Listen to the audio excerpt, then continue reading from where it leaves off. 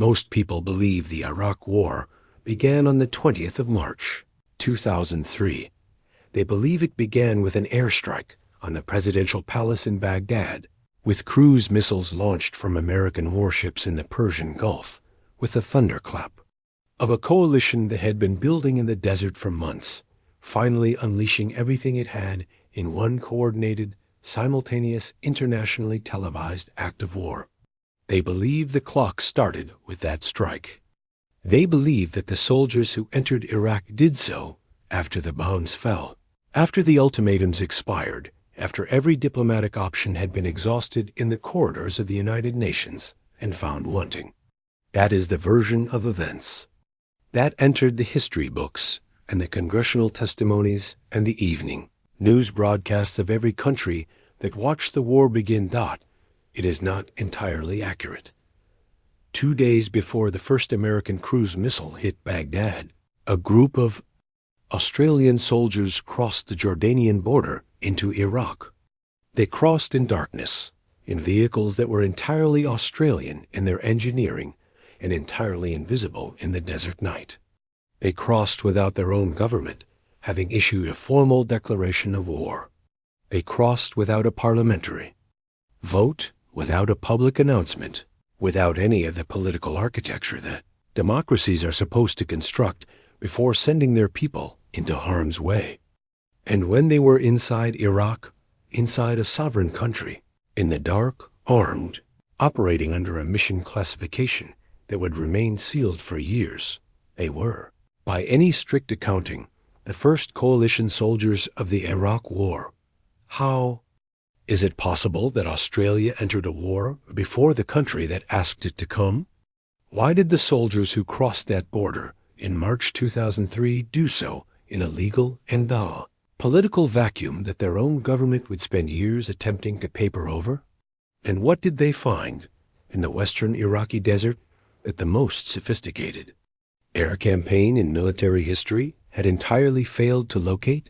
Stay until the end, because the answer to those questions is not simply the story of a raid or a classified operation or a political embarrassment. It is the story of what happens when the machinery of a modern democracy, with all its deliberation and debate and formal procedure, discovers that in certain operational circumstances, the soldiers are already moving before the lawyers have finished their sentences. The year is 2003. The month is March. The night is absolute. The Iraqi desert in the pre-dawn hours of the 18th of March does not offer the kind of darkness that cities produce, the residual, never quite complete darkness of a place where electricity persists even when people sleep. This is the darkness of a landscape that has no interest in human presence, that has been receiving armies for 4,000 years and has never felt the need to illuminate them. The Anbar Desert, stretching west from the Euphrates toward the Jordanian frontier, is flat and cold and empty in ways that have nothing to do with the absence of people and everything to do with the weight of a geological history that makes human conflict seem brief and marginal. Into that darkness, a column of vehicles moved, not quietly, not in the sense that small patrols move quietly through jungle or mountain. These vehicles were large, and they carried weight, and the desert floor transmitted the sound of their engines across distances that no jungle would have permitted. But they moved without lights, using night vision equipment that translated the thermal signature of the terrain into a navigable image, and they moved without radio communication beyond what was absolutely necessary, and they moved with the particular discipline of men who have spent years developing the habit of making their presence felt only where and when they choose. The vehicles were long-range patrol vehicles, LRPVs, an Australian design built on the chassis of a Land Rover, but extended 6 meters long, 6 wheels. A machine built for the specific purpose of carrying a small number of highly trained soldiers across hundreds of kilometers of difficult terrain without resupply, without support, without the logistics tail that conventional military units require wherever they go. Each LRPV mounted two weapons, a .50 caliber FN Browning M2 heavy machine gun and a MAG-58 general service machine gun. The configuration was not subtle. It was not designed to be. The LRPV was the physical expression of a doctrine that said, the patrol does not need to be invisible if it can be fast, durable, and capable of generating disproportionate firepower from any direction at any time. On the 18th of March, 2003, those vehicles crossed from Jordan into Iraq. The soldiers inside them were members of 1st Squadron, Special Air Service Regiment, the same regiment that had been operating in Afghanistan since October 2001, the same regiment whose 1,200 patrols over 5 years in Uruzgan province would later become one of the most extraordinary operational records in the history of modern warfare. They were not new to this. They were not crossing their first border in the dark, but they were crossing this one in circumstances that were, by any political and legal standard, unprecedented. Australia had not declared war on Iraq. Not formally, not through Parliament. The decision to commit Australian forces to the coalition had been made by Prime Minister John Howard through a process that declassified cabinet papers would later describe as founded primarily on oral reports. To cabinet, without the kind of formal written submission that such a decision would normally require. There had been no vote in the House of Representatives. There had been no formal declaration.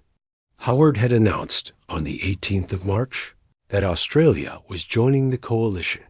The same day the SASR crossed the border, but the constitutional and legal architecture normally associated with committing a nation's armed forces to war had not been completed when the first Australian boot touched Iraqi soil. The soldiers crossing that border did not make that decision. It was not theirs to make. They were given a mission, and the mission was among the most operationally significant assignments in the entire coalition campaign. And they were the right unit for it. And they went.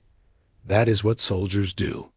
But the fact of their crossing, 2 days before the official commencement of hostilities, without parliamentary authorization, operating in legal ambiguity that their government would spend years navigating, that fact was, from the moment it occurred, something that the political and military establishments of Australia would prefer to describe in the most carefully bounded terms possible.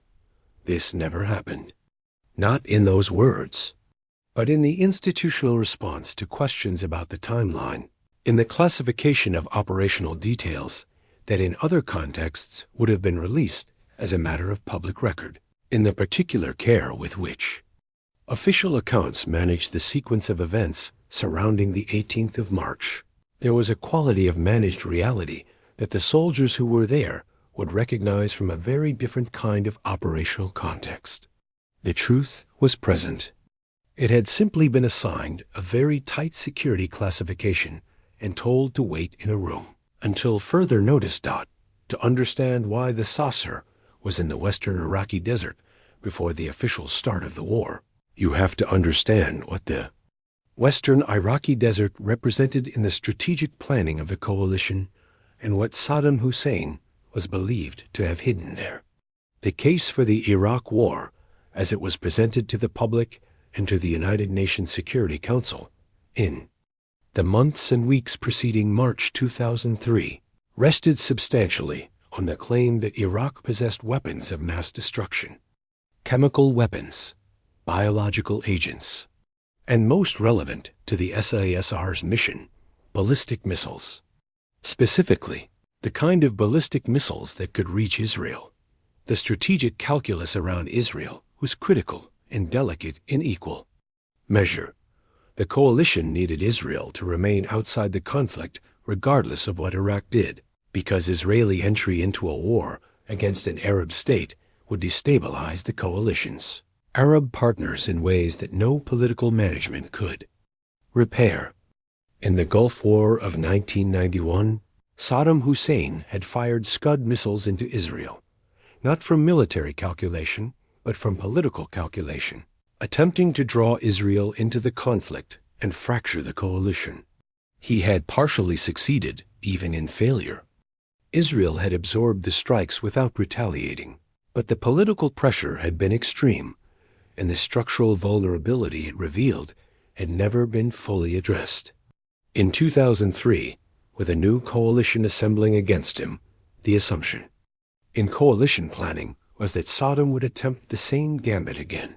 The missile threat was concentrated in western Iraq. The H-2 and H-3 airfields, Iraqi Air Force bases in Anbar province, roughly 225 and 290 kilometers west of Baghdad respectively, close to the Jordanian border, were assessed as the most likely platforms from which ballistic missiles might be launched. If mobile Scud launchers were going to be deployed in the opening hours of the war, they would most likely be deployed in the flat, open terrain of the Western Desert, where they could set up, fire, and move before coalition air power could respond. The 1991 experience, in which British SAS and American Delta Force had spent weeks hunting Scuds in the western Iraqi desert with limited success, had demonstrated both the importance and the difficulty of the counter-Scud mission. In 2003, the assignment was given to the Australians. Task Force 64, the Australian Special Forces, task group assigned to the Western Iraq mission, operated under American command, but with a degree of operational autonomy that reflected both the SASR's reputation after 2 years in Afghanistan and the specific nature of the mission itself.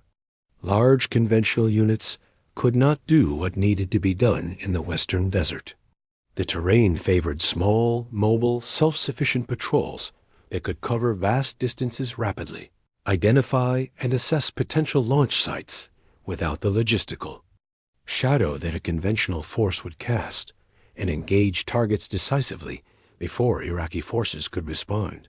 That was precisely the SASR's design specification. The mission had 2 components.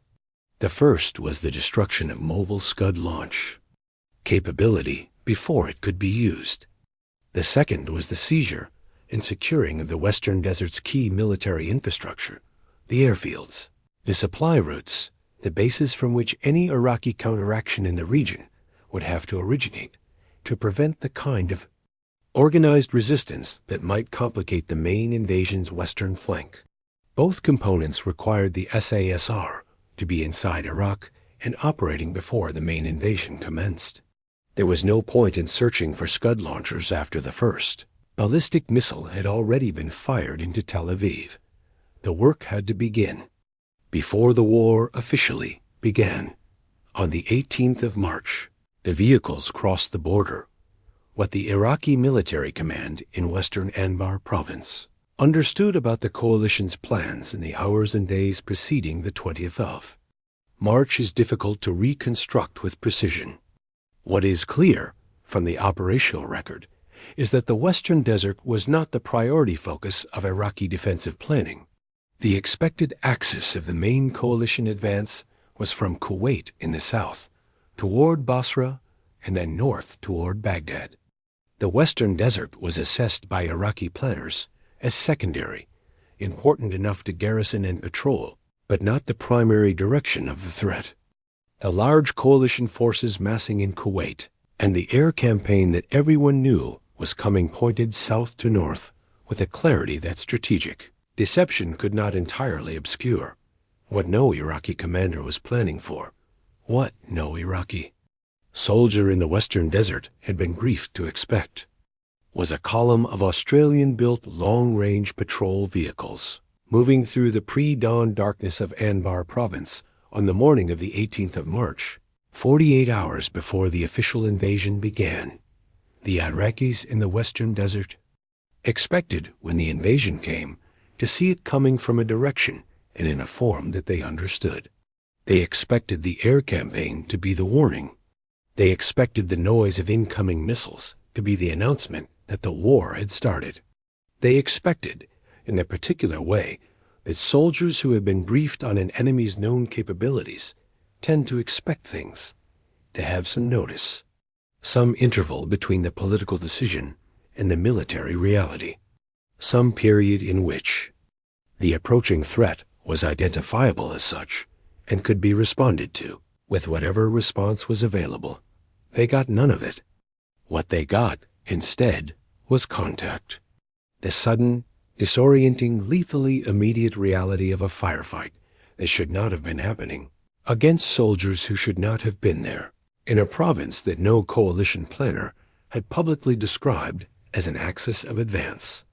Iraqi soldiers in Anbar encountered Australian SASR troopers fighting running battles from long-range patrol vehicles, responding to ambushes at the .50 CALIBR, E-machine guns, and the rocket-propelled grenades and the shoulder-mounted javelin, anti-tank missiles that the LRPVs carried.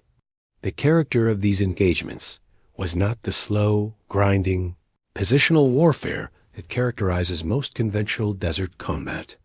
It was fast and decisive and mobile, shaped by the LRPV's capacity to generate firepower from multiple directions simultaneously and to disengage and relocate faster than an adversary expecting a fixed fight could track.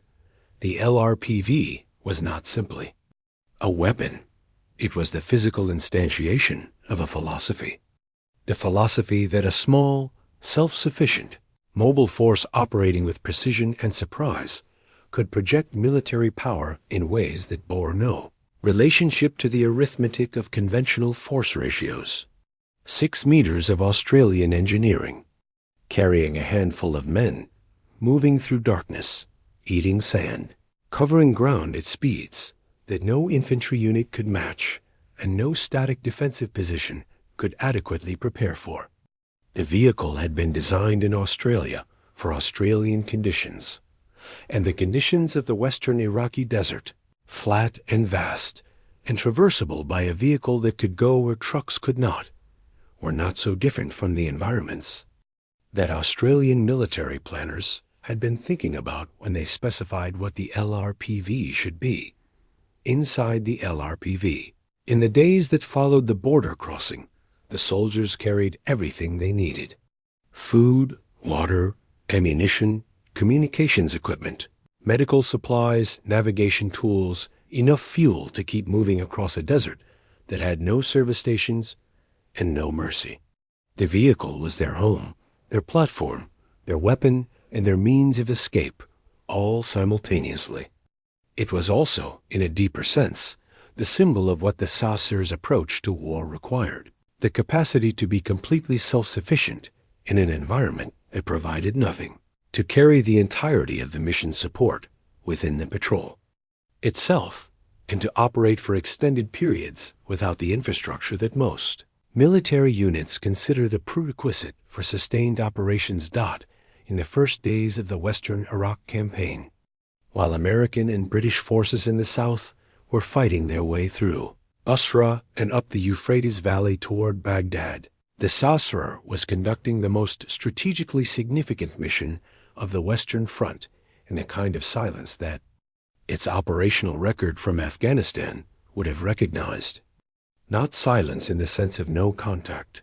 There was contact, repeated, fierce, but silence in the sense of absence from the media narrative, absence from the official timeline, absence from the version of the war that was being broadcast to the world from embedded reporters in the main southern advance.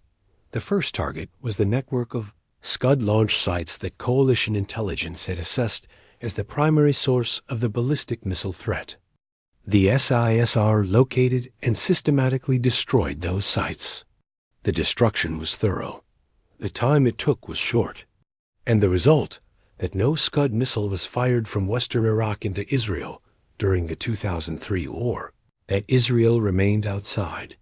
The conflict that the coalition's Arab partners were not confronted with the political crisis that Saddam's 1991 gamut had produced was, in strategic terms, among the most decisive contributions made by any single component of the coalition. Force. The absence of an event is not the kind of achievement that generates headlines or is easily quantified in a briefing.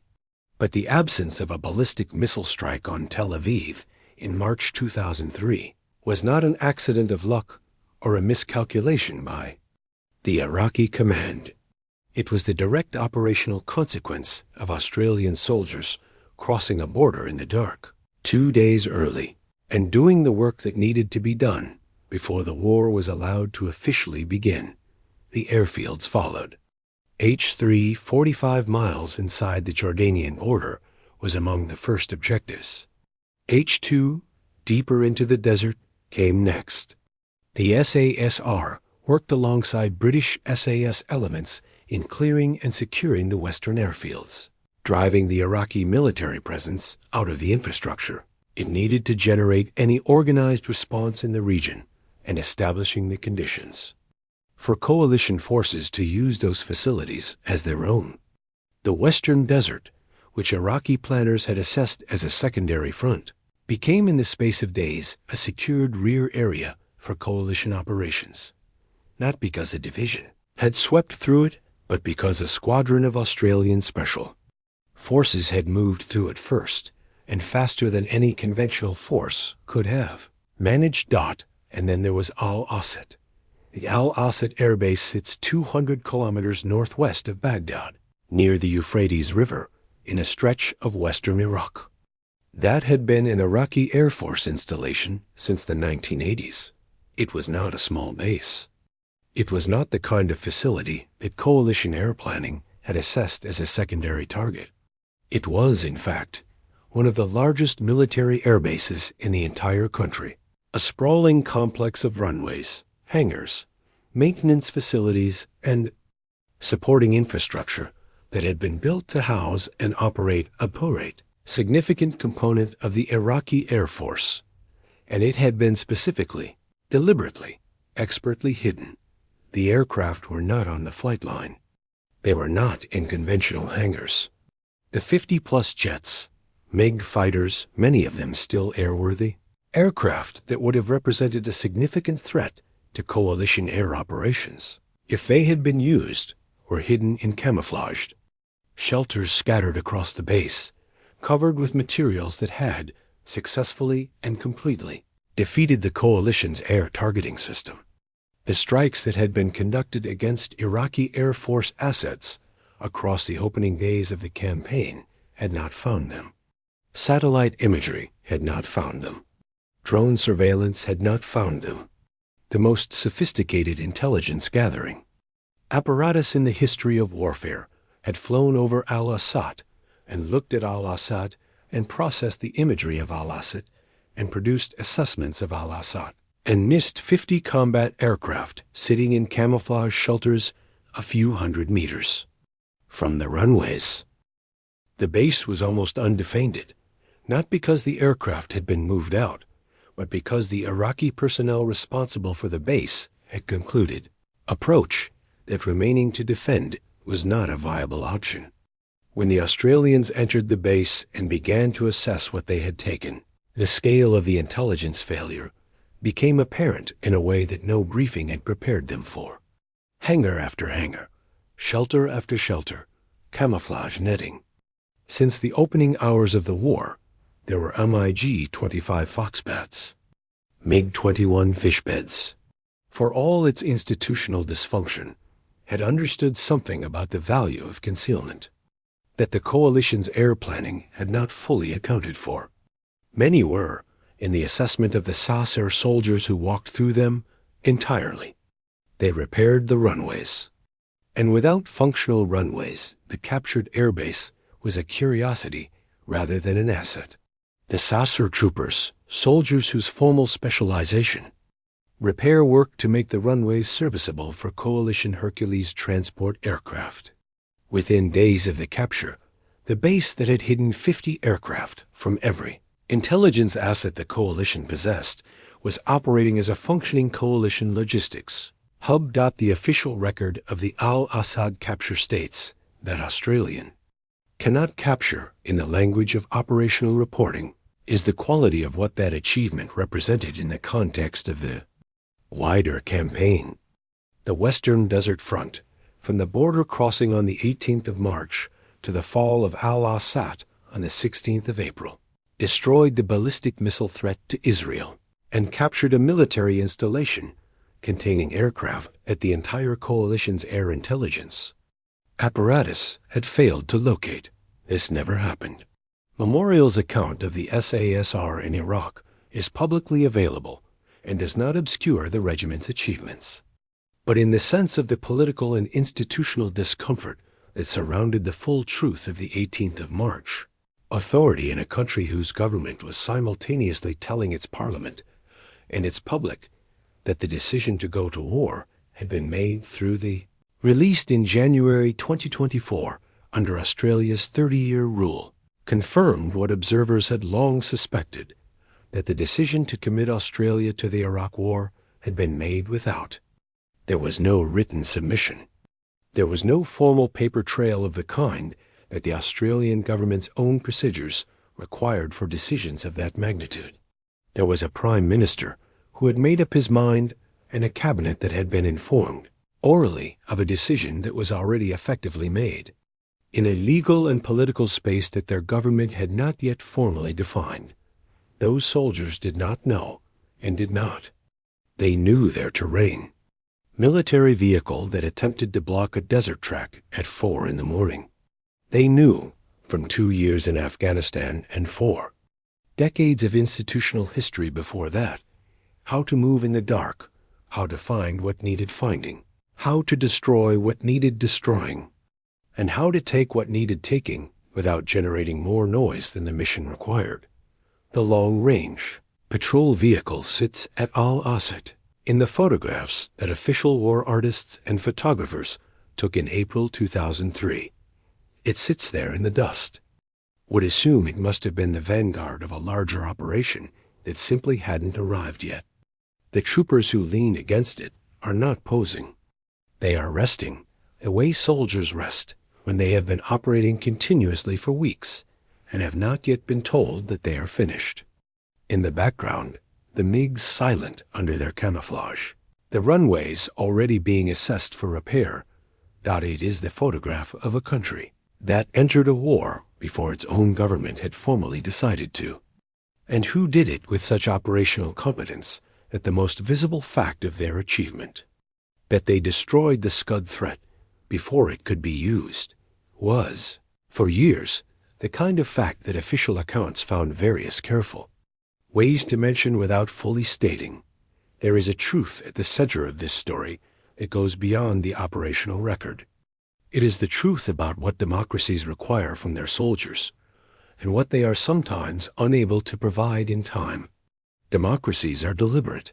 That is their virtue and their design. They argue and consult and refer to committees and produce papers that are reviewed and amended and presented to ministers, who present them to prime ministers, who take them to cabinet. The machinery of democratic decision-making is slow by design because the decisions it produces affect too many people, to be made quickly and irrevocably by too few. But the world does not always wait for the machinery to finish its work. Sometimes the window in which a mission is possible opens and closes in the span of hours, and the soldiers who must act within that window cannot wait for the lawyers to finish the last. Sometimes the Scud launchers are being moved to their firing positions, and the border is 30 minutes away, and the parliamentary debate has not yet. The unit had been built from its founding in 1957 on the understanding that the kind of work it did could not always be preceded by the kind of announcement that conventional military operations required. The Malayan emergency did not wait for parliamentary procedure. Borneo did not wait. Vietnam did not wait. Afghanistan did not wait. And the western Iraqi desert on the 18th of March, 2003, did not wait. What the long-range patrol vehicle carried into Iraq that night was not just the weight of soldiers and weapons and the supplies that would sustain them across weeks of desert operations. It carried the weight of a particular idea about what a small democracy is capable of, contributing to the security of a world it shares with much larger powers. An idea that had been tested in jungle and mountain and urban terrain across 5 decades of continuous operational history, and that had produced, in every environment it was applied to, results that bore no relationship to the numerical insignificance of the force that produced them. 50 MiGs, hidden from the most sophisticated air intelligence system ever assembled, found by a handful of Australians in long-range patrol vehicles who had crossed a border in the dark. Not one Scud fired into Israel. Not one.